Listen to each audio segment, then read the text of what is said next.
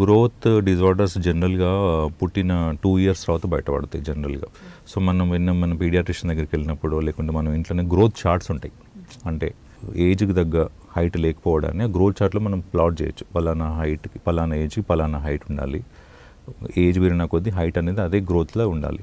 Right from 2 years నుంచి 10 years 12 years వరకు అయితే ఈ గ్రోత్ లక్షణాలు కనిపెట్టడం, ఒకవేళ కనిపెట్టినా దాన్ని ట్రీట్ చేయడం చాలా ఈజీ జరుగుతూ ఉంటుంది. సో ఎర్లీగా రియాక్ట్ అవ్వాలి గ్రోత్ కోసం.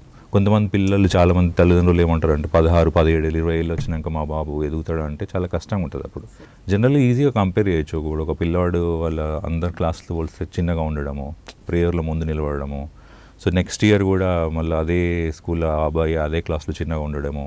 సో ఎవ్రీ ఇయర్ పోయినా కొద్దిగా హైట్ పెరుగుతుందా లేదా అనేది మనం ఈ ప్రీ స్కూల్ నుంచే చూడొచ్చు. సో ఎస్పెషలీ బిలో 12-13 years వరకు అయితే గ్రోత్ అనేది అంటే గుర్తిస్తే దాని లోపాలను సరిదిద్దుకోవడము, గ్రోత్ ఎదగడము ట్రీట్మెంట్ పరంగా కూడా చాలా బెటర్ ఉంటుంది.